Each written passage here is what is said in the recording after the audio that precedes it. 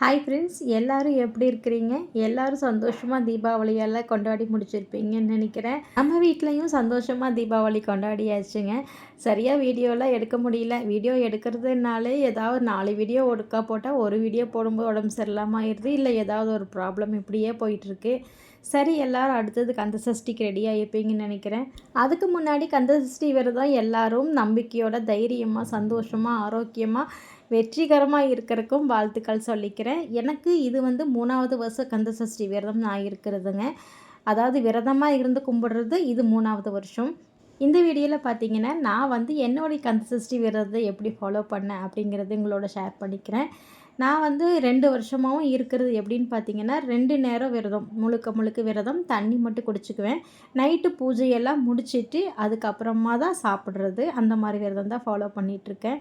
பூஜைன்னு பார்த்தீங்கன்னா படமும் வேல் பூஜை மட்டும்தான் பண்ணுவேன். கலசம்லாம் வைக்கிறதில்ல. காப்பு கட்டிக்குவேன். முதல் நாள் காலையில் பிரம்ம முகூர்த்தத்திலே காப்பு கட்டி விரதம் ஸ்டார்ட் பண்ணிடுவேன். அதாவது நாளைக்கு காலையில் 4 to 6க்குள்ளார எழுந்திரிச்சு இன்றைக்கி, அதாவது முந்தின நாளே எல்லாமே பூஜை ரூமெல்லாம் ரெடி பண்ணி க்ளீன் பண்ணி நீட் பண்ணி என்னென்ன நமக்கு பூஜைக்கு வேணுமோ, என்னென்ன தேவைப்படுமோ, எப்படி பூஜை பண்ணலான் இருக்கிறோமோ அதையெல்லாம் ரெடி பண்ணி வச்சுக்குவேன். நாளைக்கு காலையில் பிரம்ம முகூர்த்தத்தை எழுந்திரிச்சு சாமி படம் மட்டும் ரெடி பண்ணி வச்சு கலசம்லாம் வைக்கிறதில்ல, காப்பு கயிறு மட்டும் கட்டிக்குவேன். ஒரு மஞ்சள் நூலில் விரலி மஞ்சள் வச்சு கட்டிக்கிறது மட்டும்தான். நான் வீட்டில் பையன்கிட்டே கொடுத்து கட்டிக்குவேன். வள்ளி தெய்வானையோடு இருக்கிற முருகன் படம் மாதிரி வச்சுக்குவேன். இல்லை முருகன் மட்டும் இருக்கிற படமாக இருந்தாலும் போதும், அதுவே வச்சுக்கலாம். வேல் இருக்கிறனால எப்போவுமே தினமும் 7 நாளும் வேலுக்கு பூஜை பண்ணுறது வழக்கம். ஏதாவது ஒரு அபிஷேகம், ஒவ்வொரு நாளும் ஒவ்வொரு அபிஷேகம்னு சொல்லி 7 நாளும் 7 விதமாக வேலுக்கு அபிஷேகம் பண்ணிக்குவேன். தினமும் ஒரு பிரசாதம், ஏதாவது ஒன்று என்ன செய்யணுமோ அது பிரசாதமாக வச்சுக்குவேன். 2 நேரம் பூஜை பண்ணிக்குவேன். ஒரு நேரம் வேல் பூஜை பண்ணி வேல் மாறல் படித்து பூஜையை பண்ணிக்குவேன். ஒரு அர்ச்சனை பூ இருந்தால் ஏதாவது ஒரு பூ வச்சு வேல்மாறல் முடிகிற வரைக்கும் அர்ச்சனை பண்ணி வேல் பூஜை பண்ணிக்குவேன், அபிஷேகம் பண்ணிவிட்டு. இப்படி தான் 7 நாளும் நான் விரதம் இருப்பேங்க. அதே சமயத்தில் கட்டில் சோஃபாலெல்லாம் உட்கார மாட்டோம், கீழே தான் உட்காருவோம். படுக்கிறதும் அப்படி தான். ஏதாவது மாலை போட்டால் விரிக்கிறதுக்குன்னு தனியாக வச்சுருப்போம் இல்லையா, ரெகுலராக வீட்டில் வச்சுருப்போம். அதிலையே விரித்து படுத்துக்கிறது தான் அந்த ஒரு வாரம் 7 நாளைக்கும். கீழே தரையில் பெட்ஷீட்டு, ஒரு சாரியோ துணியோ மாலை போடும்போது கட்டுவோமில்ல, அந்த சாரியெல்லாம் விரித்து அது மாதிரி வச்சு தான் படுத்துக்குவேன். நான் இப்படி தாங்க விரதம் இருப்பேன்.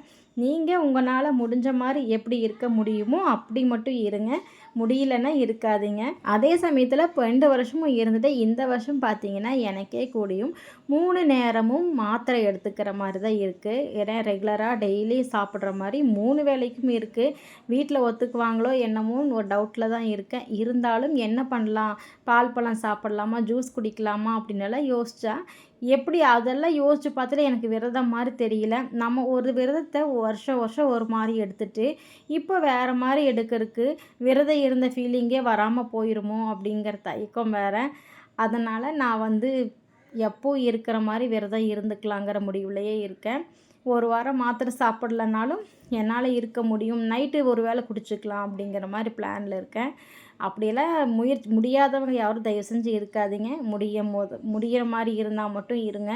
கண்டிப்பாக நல்லா தைரியமாக முருகனை பிரார்த்தனை பண்ணிவிட்டு நம்பிக்கையோட காப்பு கட்டிட்டு முடியும்னு முழுக்க முருகா அப்படின்னு சொல்லி முருகன் மேலே பாரத்தை போட்டு விரதம் இருந்தால் கண்டிப்பாக இருக்க முடியுங்க. இது நான் 2 வருஷமாக வச்ச விரதம்ங்கிறனால நம்பிக்கையோடு சொல்கிறேன். இந்த வருஷமும் என்னால் முடியும் அப்படின்னு சொல்லிட்டு. அதே சமயத்தில் போன வருஷம் பார்த்திங்கன்னா கந்தசஷ்டி விரதம் வச்சதுனால என்ன பலன் அப்படின்னு கேட்டால், நான் போன வருஷம் என் பொண்ணு 10th ஸ்டாண்டர்ட் படிச்சுட்டு இருந்தான். எனக்கு எல்லாம் பயம் இல்லை, ஆனால் மேக்ஸ் சப்ஜெக்டில் ரொம்ப பயந்தா. கண்டிப்பாக அவள் கொஞ்சம் பயம் ரொம்பவே இருந்து 90% பயந்தான். ஒரு சப்ஜெக்ட்னாலும் அப்புறம் ஒன்றும் பண்ண முடியாது அப்படின்னு அவளுக்காகத்தான் விரதம் இருந்தேன். அதாவது அவள் பாஸ் பண்ணது மட்டும் இல்லை, கூடவே சேர்ந்து அடுத்து படிக்கிறதுக்கும் நல்லா ஒரு பெட்டராகவே முருகன் அமைச்சு கொடுத்தாருன்னு சொல்லலாம். ஏன்னா நம்ம வேண்டுன விரதம் இருந்தது ஒரு கோழிக்கே, ஆனால் முருகன் பார்த்திங்கன்னா எனக்கு 2 விதமாகவே செஞ்சு கொடுத்தாரு. அதனால் தைரியமாக நம்பிக்கையோடு விரதம் இருங்க. தீபாவளிக்கு பார்த்திங்கன்னா நம்ம வீட்டில் குலோப் ஜாமுன் செஞ்சுருந்தேன், பாதுஷா பண்ணியிருந்தேன். அதெல்லாம் கொஞ்சம் சின்ன கிளிப்பிங்கும் கொடுத்துருக்கேன். பெருசாலாம் வீடியோ எடுக்கலை, கொஞ்சம் உடம்பு சரியில்லைங்கிறனால நம்ம வீட்டில் ஒரு ஆளாக செய்கிறது வீடியோ எடுக்கிறது நம்மளே தான். அதனால சொல்லி அப்பப்போ சின்ன சின்ன கிளிப்பிங்காக தான் வீடியோ எடுத்தேன். இந்த தீபாவளிக்கு பார்த்தீங்கன்னா மற்ற தீபாவளி மாதிரிலாம் ரொம்பலாம் பண்ணலை.